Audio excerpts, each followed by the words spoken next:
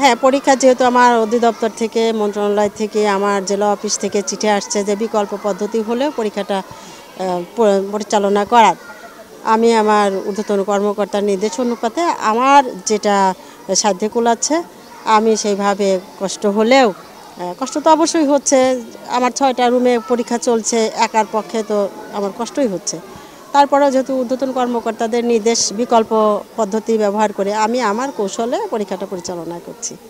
আমাদের সামনে তৃতীয় প্রান্তিক মূল্যায়ন, তো আমাদের কেন্দ্রীয় কর্মসূচির অংশবিশেষ হিসেবে ১১তম গ্রেডের প্রজ্ঞাপন দাবি সহ ১০ বছর এবং ১৬ বছরের উন্নতি স্কেল প্রদান এবং প্রধান শিক্ষক পদের শতভাগ পদোন্নতির দাবিতে আমাদের ১৫ দিবস কর্মসূচি চলমান রয়েছে।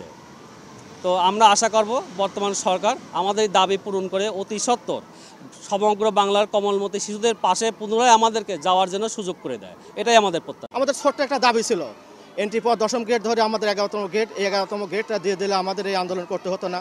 আসলে কেন্দ্রীয় কমিটির সিদ্ধান্ত অনুযায়ী আজকে আমরা বিরতিতে আছি। বার্ষিক পরীক্ষা আমরা বর্জন করছি, এতে করে বাচ্চাদের ক্ষতি হচ্ছে, কিন্তু আমরা অসহায়। আমাদের কেন্দ্রীয় কমিটি ঘোষিত যে সিদ্ধান্ত, এই সিদ্ধান্ত বাস্তবায়নের জন্য আমরা আজকে রাজপথে নামছি।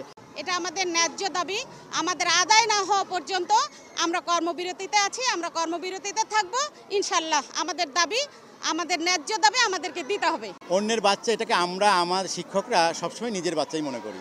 তো এটা অবশ্যই ঠিক যে বাচ্চাদের ক্ষতি হচ্ছে বার্ষিক পরীক্ষার সময়, কিন্তু আমরাও নিরুপায় যে আমরা দীর্ঘদিন ধরে আমরা আসলে প্রাথমিক বিদ্যালয়ের শিক্ষক, সর্বোচ্চ ডিগ্রি নিয়ে প্রাথমিক বিদ্যালয়ে যোগদান করে আমরা আপনারা শুনে আশ্চর্য হবেন, আমরা তৃতীয় শ্রেণীর কর্মচারী, প্রজাতন্ত্রের তৃতীয় শ্রেণীর কর্মচারী। একটা শিক্ষক রাষ্ট্রের সবচেয়ে সম্মানী ব্যক্তি হওয়া উচিত এবং তার বেতন গেটটা সেরকম হওয়া উচিত, কিন্তু আমাদেরকে সরকার বঞ্চিত করে রাখছে। আমরা দীর্ঘদিন ধরে আন্দোলন করি, কিন্তু কোনো আশ্বাস দেয় কিন্তু বাস্তবায়ন করে না।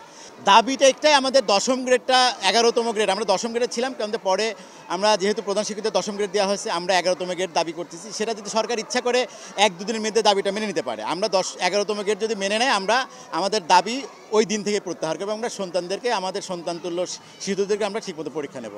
আজকের সকল পরীক্ষার কর্মসূচি আমরা বাতিল করেছি।